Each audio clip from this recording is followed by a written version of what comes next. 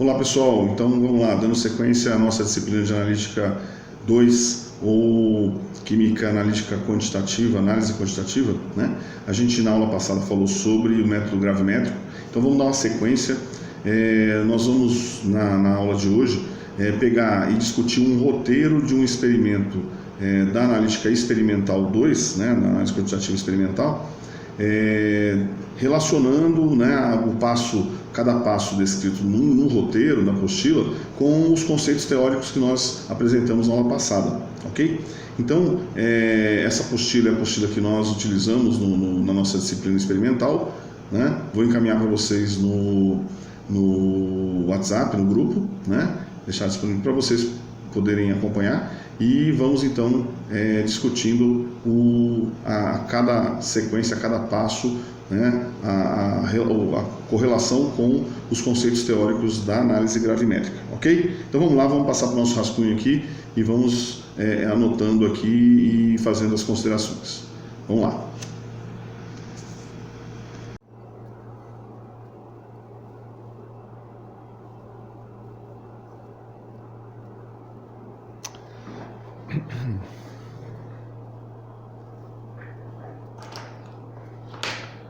Muito bem, vamos lá. Então, pessoal, dando sequência ao tema análise gravimétrica ou método gravimétrico de análise, hoje vamos falar um pouquinho sobre o procedimento experimental, né, para a determinação de enxofre na forma de sulfato ou desulfato em uma mistura salina solúvel, né?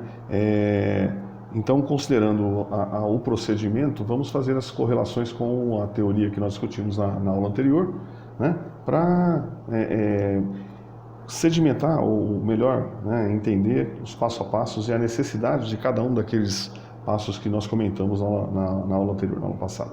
Muito bem, o experimento que aqui a gente vai fazer referência hoje é um experimento tradicional, né, da disciplina de análise química analítica experimental 2 ou análise quantitativa, né, que é a determinação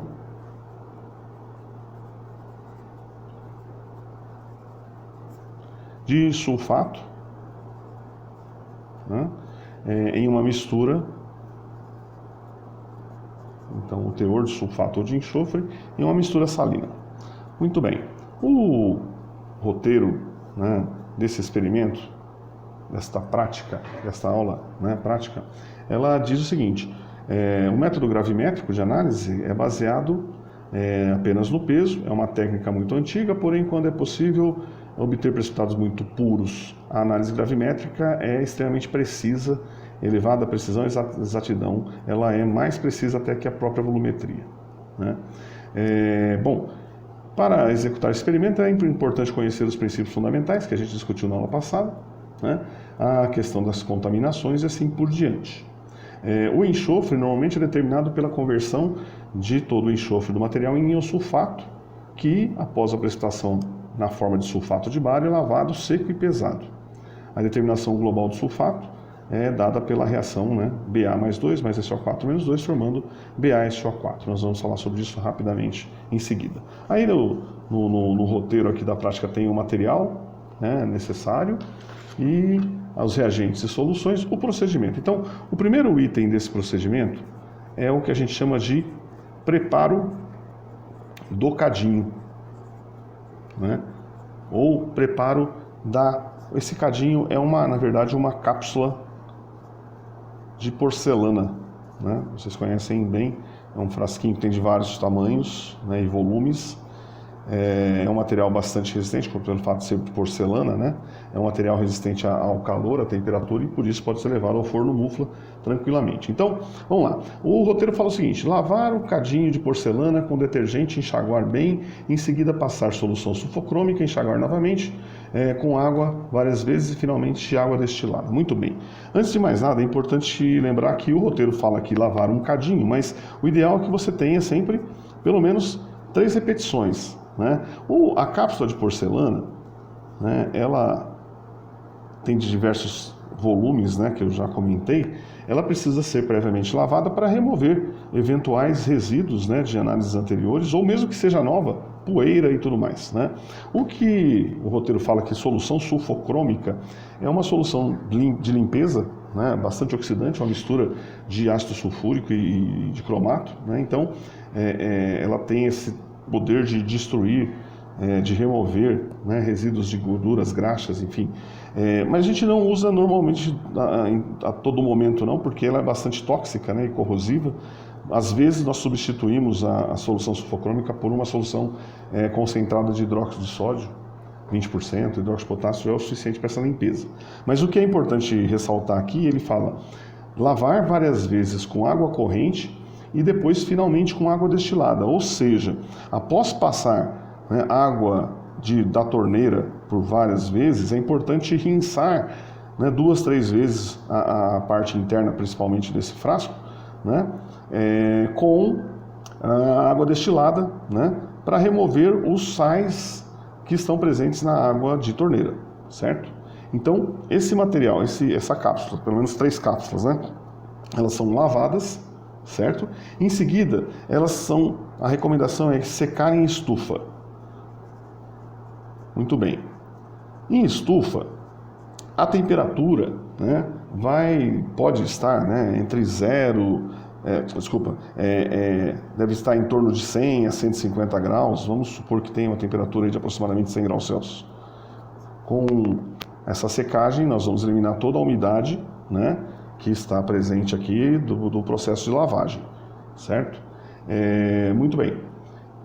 Ele recomenda que se pese. Na verdade, a pesagem, né, para achar essa massa da cápsula aqui, nesse momento, né, ela pode ou não ser feita, né? É interessante ser feita também para verificar se há variação ou não. Porque em seguida ele fala o seguinte: após secar em estufa, essa cápsula deve ser calcinada em mufla, ou seja, essa cápsula é colocada no forno mufla, em uma temperatura em torno de 800 graus Celsius, certo? Durante 1 hora. Bom, com isso, praticamente toda a matéria orgânica que eventualmente ainda estava presente nessa massa anterior aqui da cápsula, né, vai ser eliminado, né, porque nessa temperatura você elimina toda essa matéria orgânica. Ele fala o seguinte: para resfriar, e esse resfriamento é feito em dessecador, em frasco dessecador, né, justamente para quê? Esse frasco dessecador, vocês conhecem bem, aquele frasco que contém, né, uma plaquinha de porcelana, né, e abaixo dela geralmente uma sílica, né, um material que absorve umidade, né? Você coloca a cápsula aqui dentro, fecha e com o auxílio de uma bomba de vácuo, né, de uma exaustão, você retira todo o ar que está dentro do secador, de modo que ele vai resfriar, ou seja, vai voltar à temperatura ambiente no ambiente seco, num ar seco, sem ar praticamente aqui, né? Porque vai remover o ar, né? Então, não há o risco de ele adquirir umidade, né? De ele pegar umidade com água, principalmente do ar, né? Isso deve ser feito por meia hora, né? E em seguida, aí, novamente, ele é pesado. Aí você vai ter uma massa 1 dessa cápsula, certo? Ou da cápsula 1. Tá? Vou inventar um valor aqui, 20,00 gramas em balança analítica. Ok? Um exemplo. Muito bem, você vai ter 3 cadinhos, 3 massas. Então, massa 2 da cápsula 2. Essas massas são muito variáveis. Vamos botar aqui. Óbvio que não... Muito improvavelmente vai ser 0,0000, né? Eu estou chutando aqui que é para ficar mais fácil o meu modelo, meu exemplo aqui, as contas que nós vamos fazer. A outra deu uma massa, vamos supor, de 28 gramas. Isso é muito variado. Depende do cadinho, do tamanho do cadinho, da cápsula, né? Enfim, vamos chutar aqui uns valores como esse. Perfeito, perfeito. Ele recomenda que você recoloque, né, ou encaminhe novamente esse cadinho para a mufla, para calcinar, você coloque novamente em mufla, né, e faça todo o procedimento e novamente faça a medida da massa. A nova massa que você vai encontrar, ela não pode diferir desta aqui de mais do que 0,2 miligramas. Ou seja, você poderia ter uma massa, por exemplo, de 20,0002 ou de 19,99998. No mínimo 19,998, no máximo 20,0002. Se a massa medida após a segunda calcinação estiver nessa faixa, você considera que a cápsula está com um peso constante, que a massa não está variando. Se houver uma variação maior que isso, você tem que repetir o procedimento e pesar novamente, ok? Muito bem, muito bem. Feito isso, você então já tem a cápsula ou o cadinho devidamente preparado. Você sabe qual é a massa dos cadinhos que você vai utilizar no processo. E isso é importante porque ao final, né, você vai ter a massa dessa cápsula juntamente com o resíduo do sulfato de bário precipitado. E aí, por diferença, você vai ter a massa sulfato de bário. Daí a importância de fazer esse procedimento aqui com muito cuidado, né? Perfeito. Bom, em seguida, você tem o item 2, que é o processo para a determinação do sulfato em sulfatos de metais alcalinos, né? Ou outros sais, né? Outros sulfatos qualquer. Solúveis, obviamente, né? Bom, o primeiro item do roteiro fala o seguinte: pesar exatamente uma quantidade de amostra com precisão de 0,1 miligrama que contenha aproximadamente 0,1 grama de enxofre. Então é o seguinte, você tem lá a sua amostra, o seu sal, né, solúvel, então um sulfato de sódio, um sulfato de amônio, enfim, uma amostra que contenha sulfato. Vamos considerar que seja um sulfato de sódio, né? Ele está dizendo o seguinte: você tem que retirar daqui uma massa que contenha, ou seja, quando você preparar a solução aqui, ou transferir, né, para um outro frasco para preparar a solução, essa massa contenha 0,1 grama de enxofre, certo? Então, que massa de sulfato de sódio eu devo retirar do frasco, né, para que, ao preparar a minha solução para a minha análise num outro frasco, eu tenha 0,1 grama de enxofre, certo?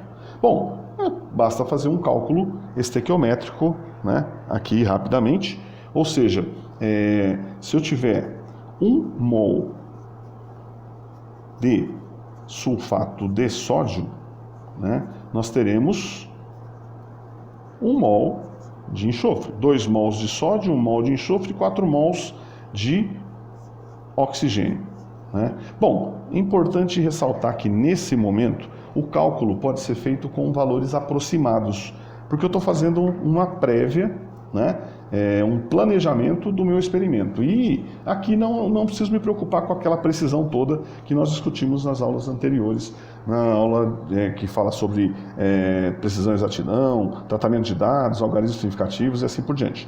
Por quê? Porque aqui é só um planejamento. Na hora que eu for medir as massas, aí sim. E na hora que eu for fazer o cálculo final, quando eu tiver lá o resíduo, aí sim eu tenho que tomar todo aquele cuidado, né, de usar as massas molares com toda aquela precisão que nós já conhecemos, né? Então, vamos lá. Deixa eu só pegar aqui os dados.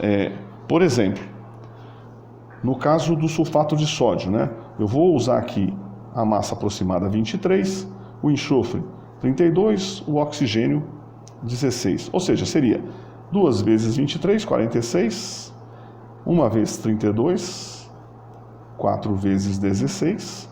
Então a massa molar, né, aproximada do sulfato de sódio seria 12, 10, 13, 142. Então 1 mol de sulfato de sódio são 142 gramas. E nessa massa eu tenho 32 gramas de enxofre, ou seja, 1 mol de enxofre, né?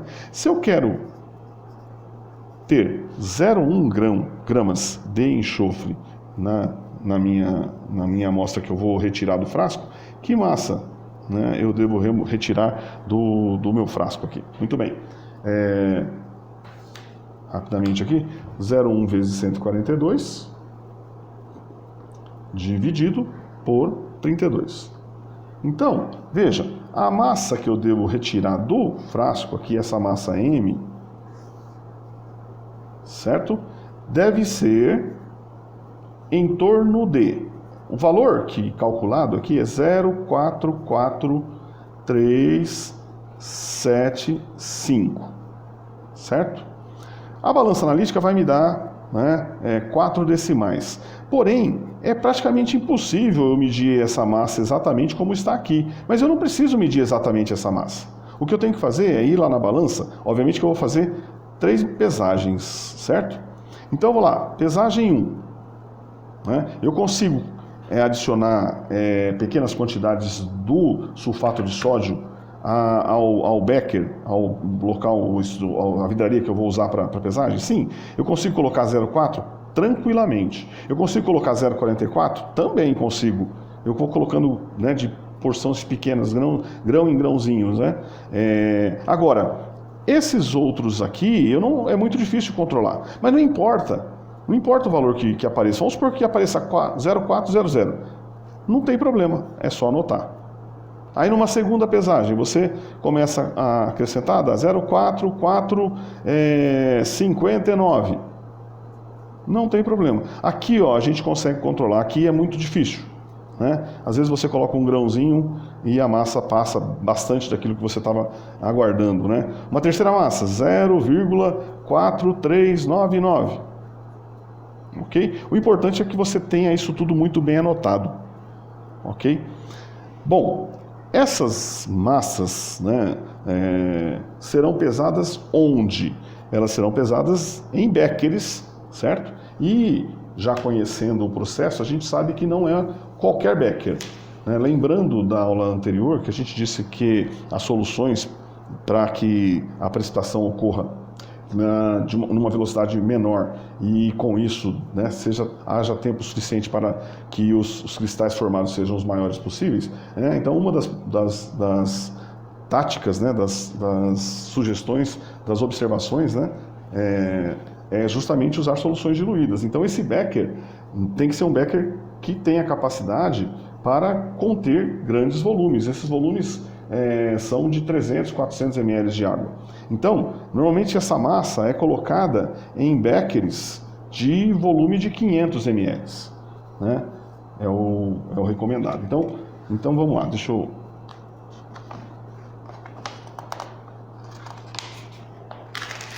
Vou tirar a folha aqui. Muito bem. Então essas massas, eu vou fazer um esquema para um só para economizar espaço aqui no papel, mas então essa massa é pesada lá na balança analítica, né, em um becker de 500 de capacidade, né, de 500 ml. Está ali a minha massa 0,4 alguma coisa gramas de sulfato de sódio, que é o meu exemplo aqui, né, ou outro sulfato qualquer. Bom, muito bem. O roteiro recomenda na sequência que você faça os seguintes procedimentos. Veja, você vai acrescentar aqui, né, ele fala lá, transferir para um becker, né, essa massa para um becker de 400, 500 ml, adicionar entre 25 e 50 ml de água.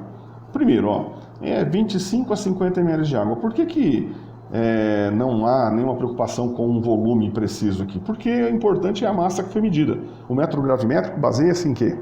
Determinação de massa. A água que eu vou usar para dissolver aqui não importa.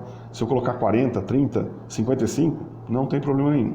Então, acrescento 50 ml de água e aí eu vou dissolver com o auxílio de um bastão. Esse bastão, pessoal, ele não pode ser removido de dentro do becker a qualquer momento, certo? Em algum momento vai ser removido? Vai, mas tem todo um cuidado. Por quê? Porque ao adicionar água e agitar, este bastão ele fica impregnado com essa solução. E se você retira ele daqui e eventualmente uma gota dessa solução caia fora, cai no papel toalha, você perdeu massa. Então por isso que você não pode retirar a qualquer momento, tem todo um cuidado para isso. Bom, o que mais? Ele fala que em seguida você deve adicionar 2 ml de ácido clorídrico concentrado. 2 ml de HCl concentrado. Como eu disse, todos esses reagentes, eles precisam ser adicionados da forma que está sendo colocado no roteiro, né, com as quantidades estabelecidas. Por quê? Porque tudo isso, né, é que vai fazer com que o seu resultado tenha uma precisão e o erro cometido seja o menor possível.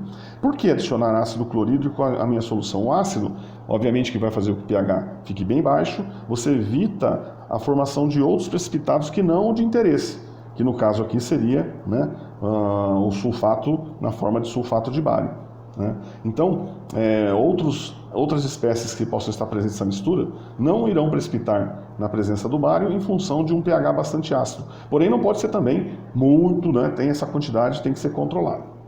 Beleza. Feito isso, você vai diluir com mais água até um volume em torno de aproximadamente 400 ml. Então, você acrescenta a água e eleva esse volume para um volume de aproximadamente 400 ml, certo? Então é importante que a solução esteja bem diluída, né, para que a solubilidade momentânea fique menor, né, fique maior, né, e o tempo então de precipitação também fique maior e dessa forma os cristais formados também sejam maiores, certo?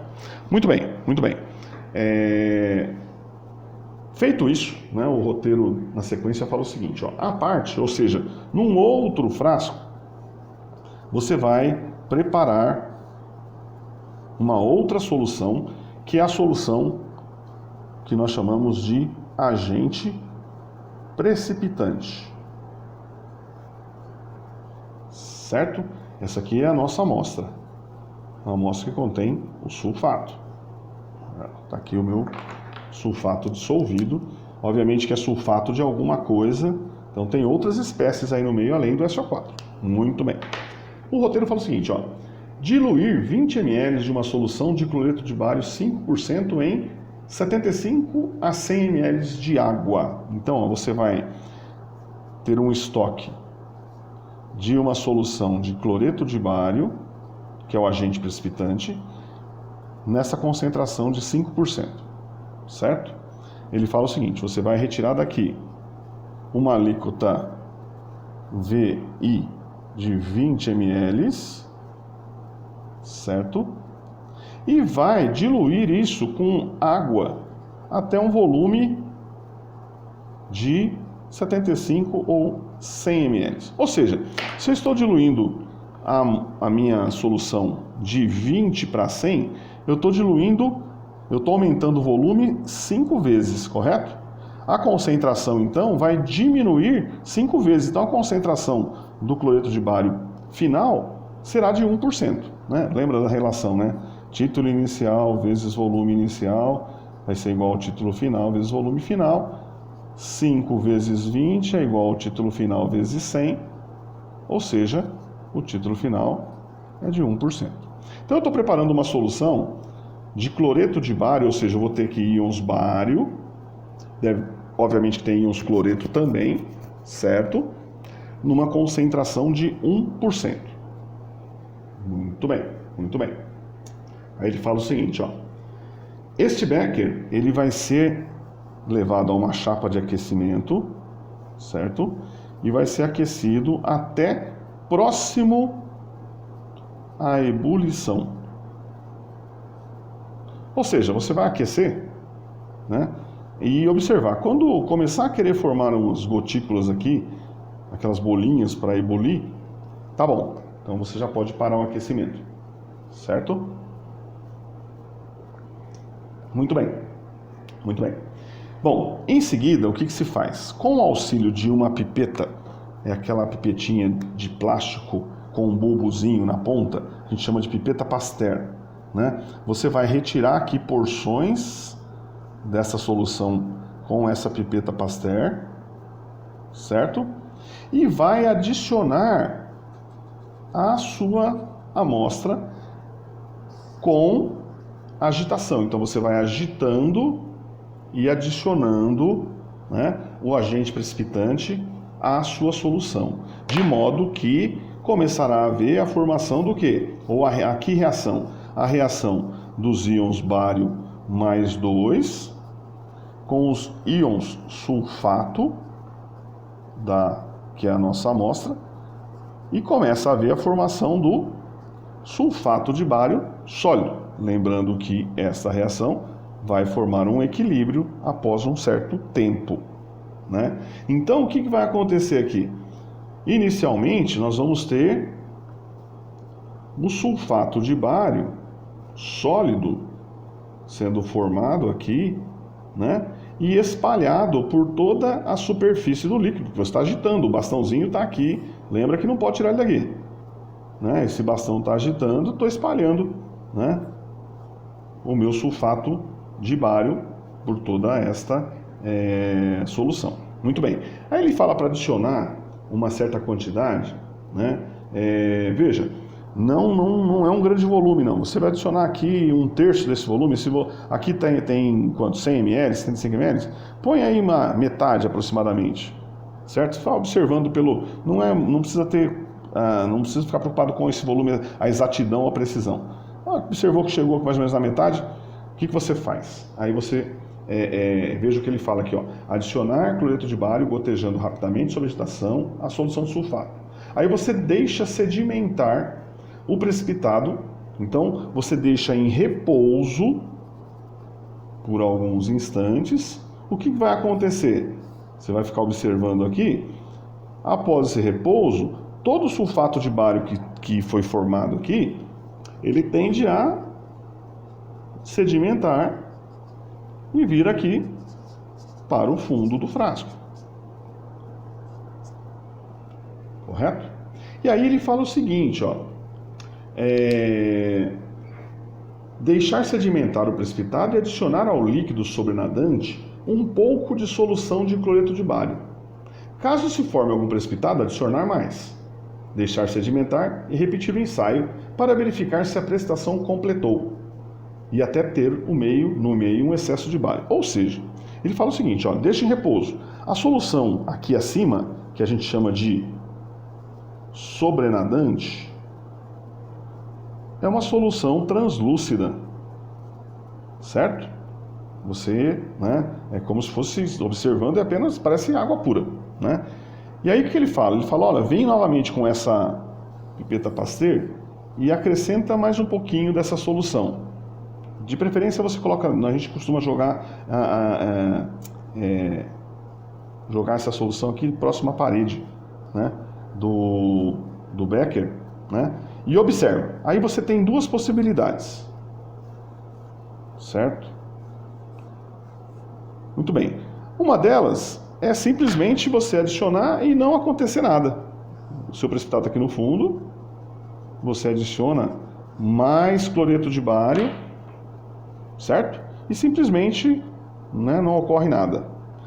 Ou pode acontecer de que no momento que você adiciona o cloreto de bário, né, aquele sulfato está aqui no fundo, nessa região principalmente começa a formar mais sulfato de bário, certo?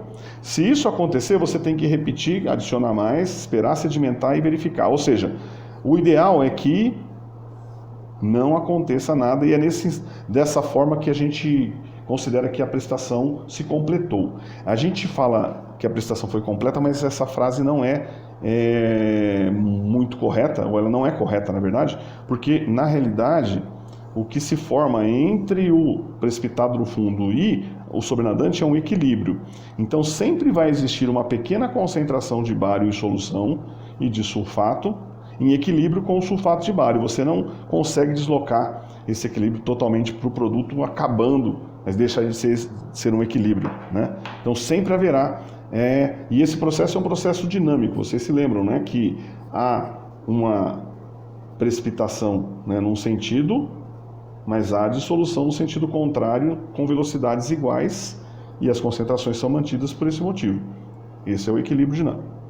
Muito bem, muito bem. Então, vamos considerar que chegamos a essa situação. Precipitou tudo, certo? Ele fala o seguinte, ó. Próximo passo. Cobrir o becker com um vidro de relógio e deixar em banho de vapor ou sobre uma chapa térmica durante 1 ou 2 horas, ou até mesmo por toda a noite. Muito bem. Veja só. Ele fala para você pegar esse becker, levar para uma chapa de aquecimento, certo? E deixar coberto com um vidro de relógio, a gente conhece bem o vidro de relógio, deixar essa solução em repouso aqui na chapa. Esse repouso sobre aquecimento, por 1, 2 horas, mais aquecimento, certo? É exatamente aquele processo que nós chamamos de envelhecimento. Envelhecimento do precipitado, também chamado de digestão do precipitado. O que é isso? Esse conjunto de ações aqui, então, ó, usar soluções diluídas, adicionar, né, a solução do agente precipitante quente com agitação, tudo isso para quê? Que ocorra a formação de precipitados maiores. Além disso, nós deixamos o precipitado em contato com o sobrenadante, também chamado de água-mãe. São termos usados, né? Sobrenadante ou água-mãe, tá?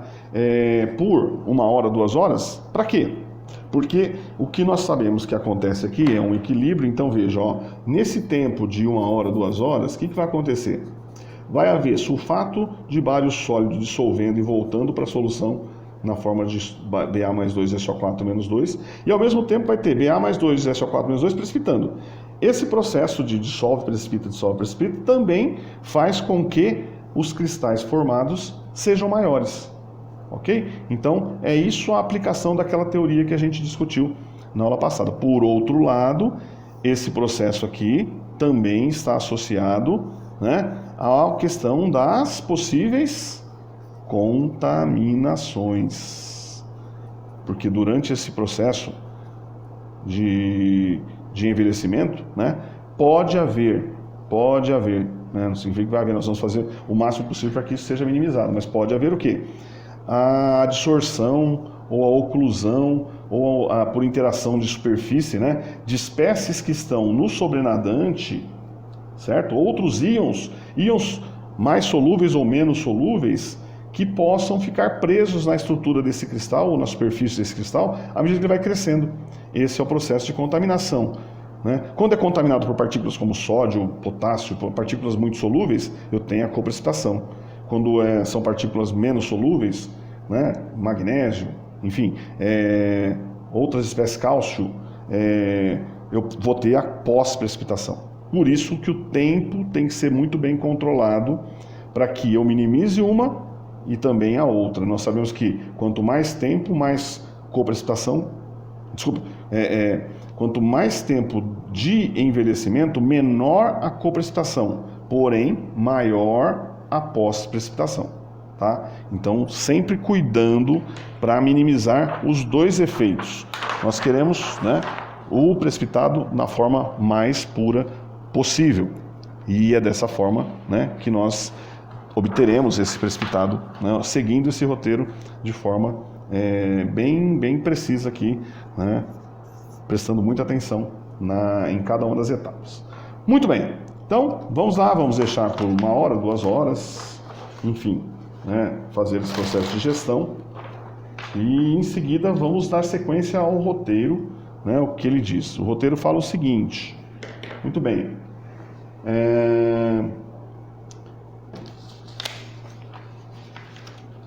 deixa eu encontrar aqui a próxima. Então, após a digestão, proceder como descrito a seguir. O roteiro fala o seguinte, ó. Decantar o líquido sobrenadante através de um papel de filtro com porosidade média e baixo teor de cinzas, recolhendo o filtrado num becker limpo. Veja, depois do processo de envelhecimento, essa aqui vai ser a nossa página 3, né? Após 1 hora, 2 horas, então nós temos lá o becker, certo? O precipitado vai estar aqui no fundo sedimentado, que seria o nosso sulfato de bário, e a solução sobrenadante, ou a água-mãe, né, aqui, né, na parte superior. Muito bem, ele fala o seguinte, ó. nós temos que filtrar, né? É um processo físico para isolar o precipitado, né? Lembrando, ó, mais uma vez, não se esqueça, o nosso bastãozinho continua aqui dentro, certo? Não vai tirar ele por nada, deixa ele aí. Mesmo na hora de aquecer, tem que colocar um vídeo relógio, coloca ele aqui encaixadinho no biquinho do becker e tampa, né? Sem problemas, não precisa remover ele daí. Muito bem. Para filtrar, ele fala o seguinte, ó, inicialmente, o que você vai fazer? Com bastante cuidado, sem agitar, né, você vai inclinar esse becker, certo? De modo a remover o máximo possível de sobrenadante sem remover o precipitado, sem transferir o precipitado. Por quê? Porque a filtração dessa mistura, à medida que o precipitado vá para o papel, ela torna-se muito lenta, porque o precipitado ele tende a entupir, a tampar os poros do papel, né? E os poros do papel já são muito pequenos, é um papel especial, certo? Então a filtração já é lenta. Com o sólido, ela torna mais lenta. E tem mais um problema. Pode acontecer do sólido passar pelo poro. E aí você vai ter que refiltrar, certo? Então o que ele recomenda? Que você retire o máximo possível desse volume aqui, sem transferir sólido. E como que se faz isso? É muito simples. Você vai ter lá o funil, certo? E aí, um becker aqui para coletar o filtrado, né? Você vai colocar o papel de filtro, tem toda uma técnica onde você molha o papel de filtro, dobra, molha, e ele fica super coladinho aqui nas paredes do funil, certo? Inclusive dá para fazer um procedimento que nós chamamos de coluna d'água, encher aqui de água, e essa água vai fazer com que a velocidade, né, da filtração seja maior, certo? E aí o que você faz? Você inclina esse... Aí sim, vamos tirar o bastão, trazer o bastão para essa posição aqui, né, sobre o papel de filtro. E aí você vai inclinar o becker até encostar aqui, ó, no bastão, certo? E de modo que a água começa a verter, né, através do bastão e gotejar por aqui, e o sólido permanece aqui, ó, ele fica aqui no fundo. É esse que é o procedimento, tá? Então você transfere o máximo possível de líquido até se aproximar aqui do sólido. Quando isso acontecer, você descarta esse sobrenadante inicial aqui, pode ser na pia mesmo, certo? Descarta. E aí coloca outro becker, certo? Então, novamente está aqui o funil, tá? Ele não está muito bonito não, mas outro becker, ok? E agora sim, você vai começar a transferir o precipitado, né, para dentro do papel de filtro. E aí é o seguinte... Nesse momento, né, você vai agitar, certo? Transferir através do bastão e por meio de várias lavagens com água destilada, você vai lavar o bastão. Na verdade, você tem que lavar este becker, várias vezes, para que qualquer resíduozinho que possa estar aderido às paredes seja transferido para o papel. Essa transferência tem que ser uma transferência que nós chamamos de quantitativa, de modo que não fique nada, nenhum resíduo do precipitado, né, em outro local que não seja o papel de filtro. Ele tem que estar todo aqui. Perfeito? Então o roteiro fala assim, ó, vamos lá. Decantar o líquido sobrenadante através do papel de filtro com porosidade média, recolhendo o filtrado no becker limpo. Vertida a maior parte do líquido através do filtro e mantendo ainda quase todo o sulfato de bário no copo em que teve lugar a precipitação, esvaziar o copo. Foi o que a gente falou aqui, né? Descarta. Aí você retorna o becker novamente para cá e aí sim, transferir o precipitado para o papel de filtro com auxílio de jatos d'água. Caso algum precipitado atravesse o papel, retorne e refiltre novamente. Ok? E aí você tem que lavar o becker várias vezes, lavar o bastão, né? Observando que não fique nada de precipitado que não seja aqui no papel de filtro. Muito bem, continuando, ó. Remover algum precipitado aderente às paredes do copo do bastão, lavar o precipitado de 8 a 10 vezes com pequenas porções de água quente, ou seja, feita a transferência, vamos lá, novamente, tá aqui o meu funil, certo? Aí, nesse momento, eu estou com todo o precipitado, né, já aqui no papel de filtro. Meu sulfato de bário está todo aqui. Agora é importante, é necessário fazer um procedimento de lavagem do precipitado. Essa lavagem consiste em adicionar água, né, ao precipitado por várias vezes. Ele fala de 8 a 10 vezes. Para quê? Para remover qualquer resíduo dessa solução, que era a solução sobrenadante. Nessa solução você tem bário em excesso, cloreto em excesso, tem outras espécies, a gente não sabe qual é essa mistura, certo? E isso fica aderido ao precipitado, ao papel, e precisa ser retirado, removido. Por isso que ele fala, então, ó, lavar de 8 a 10 vezes, com porções, lavar com água, olha aqui, ó, água quente, água aquecida. Veja que é aquilo que a gente comentou na aula anterior. Às vezes é água fria, às vezes é água quente, às vezes é água contendo ácido, né? Para cada roteiro você tem uma forma de lavagem, né? E aí ele fala o seguinte, depois de lavar 8 a 10 vezes, o que você faz? Você pega um tubo de ensaio e coleta uma porção dessa água de lavagem, certo? Essa água de lavagem, depois de 10 lavagens, ela deve estar bem pura, ou seja, deve ser somente água mesmo, tá? Mas como é que eu vou saber se tem água aqui? Ou como é que eu vou testar se ainda tem outros íons que eu estou lavando aqui, né, pela passagem no precipitado? Normalmente, veja, o agente precipitante é o cloreto de bário, certo? BaCl2, ou então a solução continha bário e contém cloreto também. E o cloreto é um íon fácil de testar. Se a gente testar cloreto e verificar a presença dele, significa que tem que lavar mais. Ou seja, o que se faz com essa água de lavagem? Você adiciona nitrato de prata. Por quê? Porque se tiver íons cloreto na água de lavagem, vai formar cloreto de prata, fica branco.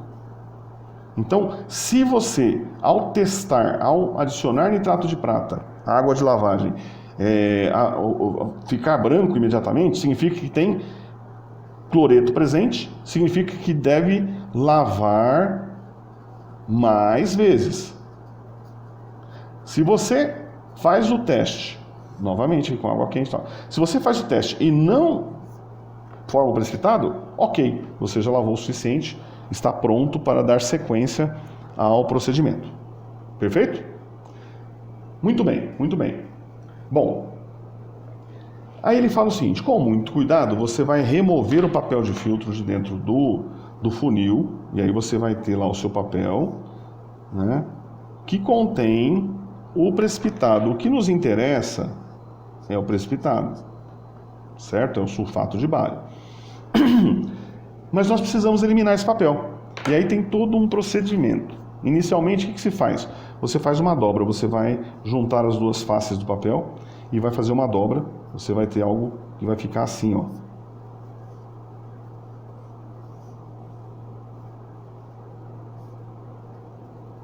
Certo? Em seguida, nova dobra, essas pontas aqui para trás. E aí você vai ter algo que vai ficar mais ou menos assim, ó.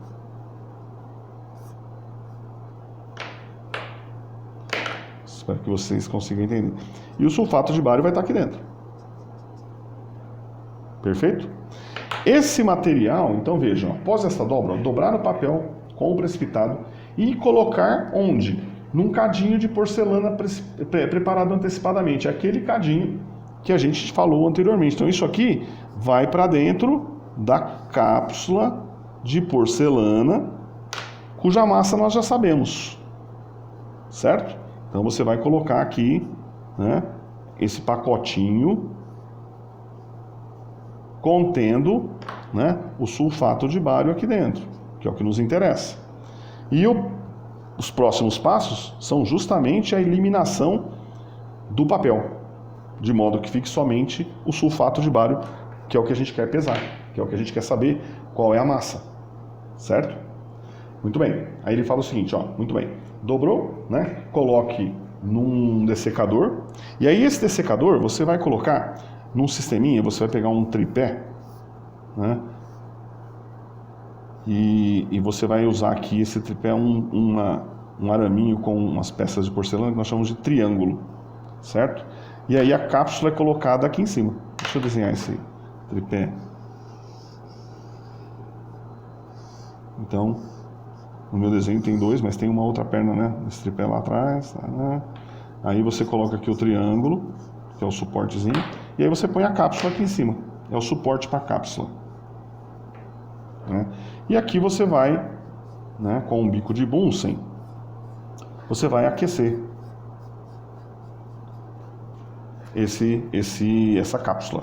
Esse é o procedimento, certo? Muito bem. Esse aquecimento ele ocorre em 3 etapas. Primeiro você aquece numa chama amarela, que é uma chama fraca. Essa chama amarela, ela vai apenas secar, eliminar a água, a umidade, certo?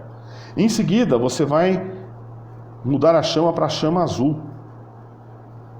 Você vai controlar aqui aquela aberturazinha, né? Entrando o ar, a chama vai ficar, a combustão fica completa. E aí, esse procedimento vai fazer com que o papel sofra uma carbonização, ele escurece. Fica todo preto, certo? O papel de filtro fica, né, bem preto. Em seguida, ele fala o seguinte, você vai tombar o cadinho, colocar ele de lado assim, ó, certo? Você tomba ele com o auxílio de uma pinça. Ah, importante, hein? Eu estou falando em cadinho, pegar cadinho, transferir para... É sempre com auxílio de pinça, pessoal, nunca com a mão, certo? Uma vez que você fez a lavagem, colocou na estufa, secou, depois foi para a mufla, mediu a massa, não, né, você tem que manuseá-lo sempre, né, com pinças, evitar ao máximo colocar a mão. E se estiver trabalhando, use luvas também, né? Porque a nossa mão sempre transfere massa, né? Óleo, gordura, enfim. Então, use sempre pinça. E nesse momento aqui, ainda mais quando ele vai estar quente, né? Aí sim, mais um motivo para você usar uma pinça, né? Tem vários tamanhos de pinça lá no laboratório. Muito bem. Então, você vai aquecer frouxamente primeiro com a chama amarela, certo? E não pode pegar fogo no papel. Então, use sempre uma tampinha amarrada com arame para você... se pegar fogo, se começar a incendiar, você tampa, que aí sem ar, né, a chama apaga, né? Depois você vai elevar o calor com a chama azul até que ele fique carbonizado. Depois de carbonizar, aí sim, você inclina o cadinho. Por que inclinar, pessoal? Porque se você deixar em pé, o ar que está aqui ao redor, ele vai expandindo, ele vai saindo de perto aqui em função da chama que está forte, né? E aí, se não tiver oxigênio, não queima o carvão. Então a gente inclina justamente para que haja a circulação de ar aqui, ó. E aí sim, você aquece com o oxigênio passando, o carvão queima, vira CO2 e vai embora. Certo? Então, esse processo aí, a gente chama de calcinação. Calcinação. Então bastante chama azul e ar circulando, certo? E aí, depois de tudo isso, né, você vai ter a sua cápsula e só um pozinho do sulfato de bário aqui no fundo. O seu papel foi embora, certo? Mas tem mais um procedimento ainda, né? Ele fala para você, após esse procedimento, levar o material para a mufla, para o forno mufla, e calcinar, uma nova calcinação, calcinar em forno mufla, a 800 graus Celsius. Então, nesse processo, lá dentro do forno, tal, aquele forno, né, todo cerâmico, ele é metálico por fora, mas tem uma cerâmica, né, você vai eliminar qualquer eventual resíduo que possa ter sobrado aí, né, do procedimento, né, do preparo e do isolamento do material, certo? Muito bem. Passados, isso ele manda fazer isso por 1 hora, né? Durante 1 hora. Passados essa 1 hora, você retira, leva o cadinho para o frasco dessecador, aquele que tem, né, a sílica, e espera ele voltar à temperatura ambiente, resfriar, temperatura ambiente, certo? E após todo esse procedimento, aí sim você vai pesar. Tá? Aí você vai pesar o quê? A cápsula contendo o sulfato de bário. Muito bem, vamos para frente. O que vai acontecer? Bom, obviamente que eu vou... Lembra que eu fiz o esqueminha para 1, né? Mas nós temos 3 cápsulas. Cápsula 1, cápsula 2, cápsula 3, certo? Foram 3 experimentos. Nós vamos ter 3 quantidades de precipitado. Então, eu vou ter aqui, né, eu vou pesar, na verdade, vamos fazer assim. Vou pesar, vou ter uma massa, que vai ser a massa da cápsula, mais o CA, o BaSO4. Então, aqui eu vou chamar de massa 1, certo? Aí eu vou pesar novamente a outra cápsula, né? Então, a cápsula 2, vou ter uma massa 2, que é a cápsula mais o sulfato de bário. E a massa 3, né? Cápsula mais BaSO4. Então, eu vou fazer o seguinte, vamos simular valores aqui para que a gente possa fazer cálculo, certo? Vamos supor que eu tenha a seguinte situação aqui, ó. Vamos supor que eu tinha feito uma... Cadê aqui? Deixa eu achar. Lá no início, eu falei, aqui, ó. Nós vamos preparar a cápsula.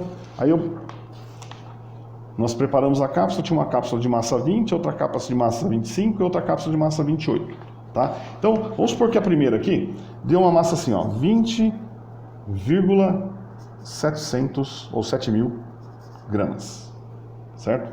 A outra vai dar 25, porque é a massa da cápsula, mais, né? Então, 25, quanto? Por exemplo, 6,985 gramas. E a outra, 28,7032 gramas. Certo? O que significa que, bom, eu vou subtrair a massa da cápsula, que eu já sei quanto é, menos a massa da cápsula 2, menos a massa da cápsula 3, e aí eu vou ter a massa de quê?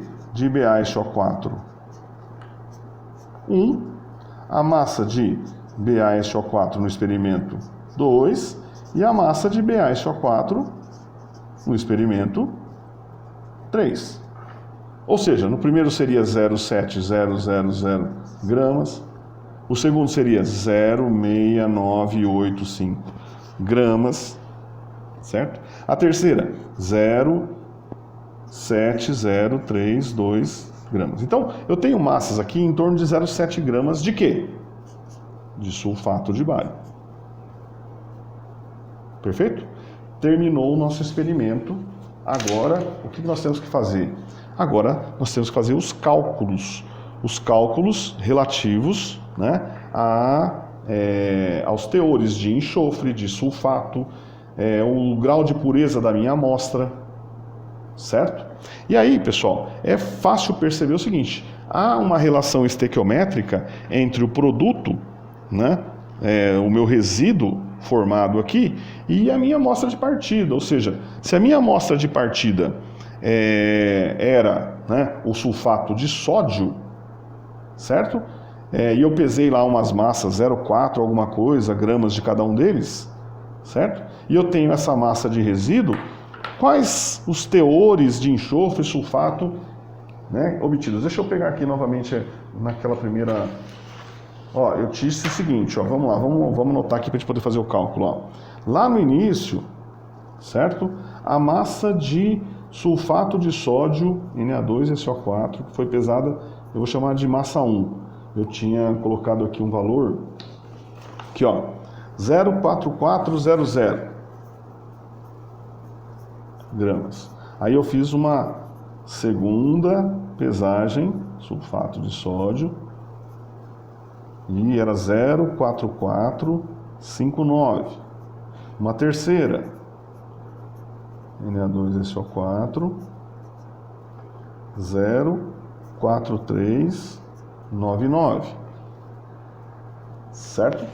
Muito bem, muito bem. A partir dessas massas e de todo o processo, nós chegamos a esses resíduos. Ok? Então, qual o teor de enxofre? Qual o teor de sulfato? Qual a pureza? O grau de pureza em porcentagem do meu sulfato de sódio? Tudo isso nós podemos calcular relacionando estequiometricamente, né, as massas iniciais e as massas de resíduo obtido. O que nós sabemos é o seguinte: se eu tiver 1 mol de Na2SO4, sulfato de sódio, né, eu tenho 1 mol de sulfato. Então, eu vou obter 1 mol de sulfato de bário. A proporção é 1 para 1. 1 mol de sulfato, 1 mol de sulfato. Perfeito? Quanto é isso em gramas? Eu vou ter que somar. Então, agora, pessoal, agora muda o cenário. Muda o cenário por quê? No início, quando a gente fez um cálculo aqui, ó, eu somei tudo aproximadamente, né? Eu nem me preocupei com o valor das massas aqui, porque eu falei, não, isso aqui é um cálculo prévio. Agora não. Agora, esse cálculo que eu vou fazer aqui, eu tenho que considerar as massas com toda aquela precisão que a gente já viu, né? Em outros experimentos, outras discussões que nós fizemos. Então, por exemplo, o sódio, né? Eu não posso usar 23 como eu coloquei ali, eu tenho que buscar lá, sódio é 22,9898 gramas, é essa massa que eu tenho que fazer o cálculo. O enxofre eu tinha colocado 32, eu tenho que buscar lá a massa do enxofre, que é 32,0661. O oxigênio, né, é 15,9996. O bário é 137,330. De modo que, então qual que é a massa molar do sulfato de sódio? Vamos somar aqui, né? O sulfato seria 4 vezes 15,9996 mais 32,0661 igual, só para eu ter aqui uma parcial, ou seja, vou anotar aqui 96,0645, certo? Mais 2 sódios, 2 vezes 22,9898 igual. Então, 1 mol de sulfato de sódio são 142,0441 gramas. 1 mol de sulfato de bário seria 96,0645, que é o sulfato, mais 137,330, igual 2333945. Lembra que a gente faz o cálculo com todos esses algarismos e no final a gente aplica aquela regra dos algarismos significativos para dar a resposta com, veja, os nossos dados aqui, quantos significativos tem aqui? 4 algarismos significativos. Minha resposta tem que ter no máximo 4, certo? Não pode ter mais que 4, né? Muito bem, então, o que eu vou fazer agora? Para cada massa dessa que eu encontrei, eu substituo aqui e faço o cálculo. Então, se eu obtive 0,7000 gramas de sulfato de bário, que massa de sulfato de sódio eu teria aqui? Então, M1 seria 0,7000 vezes 142.0441 igual, dividido por 233.3945 igual 0,4260, já aproximando aqui, gramas, certo? Faço a conta com o segundo valor. Se eu substituir aqui, 0,6985, eu vou ter o quê? Um M2. Quem seria o M2? 0,6985 vezes 142.0441 dividido por 233.3945 igual 0,4251. Já fazendo o ajuste. O terceiro valor, 0,7032 gramas. Vou encontrar um M3. Então, 0,7032 vezes 142.0441 dividido por 233.3945 igual 0,4280 gramas. Então, ó, essas massas quem são? São as massas que eu encontrei experimentalmente de quê? De sulfato de sódio, ou proporcional ao sulfato de sódio. Eu encontrei sulfato de bário e fiz a relação e encontrei, né? Agora o que eu faço? Eu comparo essas massas com as massas iniciais. Então, por exemplo, ó, a massa que eu pesei de sulfato de sódio, a primeira era 0,44, mas eu verifiquei que, pelo experimento, a massa de sulfato de sódio é 0,42. Então, isso aqui é 100%, isso é X.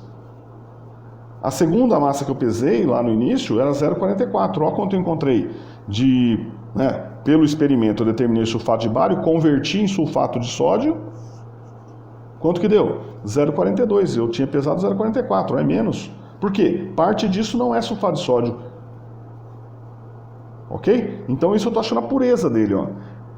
Certo? Se isso aqui é 100%, isso aqui é X. Estão me entendendo? E assim por diante. Depois o que eu faço? 1 mol de sulfato de sódio tem 1 mol de enxofre. Eu calculo qual o teor de enxofre. 1 mol de sulfato de sódio tem 1 mol de sulfato. Ok? Vamos fazer o seguinte. Então agora nós vamos deixar uma tarefinha para vocês. Vocês vão, com esses dados, vocês vão calcular os 3 teores, os 3 índices de pureza do sulfato de sódio, 3 vezes, certo? Comparando aqui. E vão fazer o quê? Aquela análise estatística para ver o erro relativo, o desvio médio e a estimativa do desvio padrão. Perfeito? Então, vamos por hoje parar por aqui. Vamos deixar essa tarefa. Na próxima aula a gente recupera esses dados e vê se vocês estão aí entendendo e tocando de forma adequada, né, esse procedimento. Ok? Então, pessoal, chegamos ao fim da nossa discussão, né? Deixamos a tarefa aí para vocês trabalharem um pouquinho. Na próxima aula a gente volta e rediscute esses resultados, né, a solução do problema proposto, certo? E esclarecemos as dúvidas, ok? Então, um grande abraço para vocês e até a próxima. Valeu!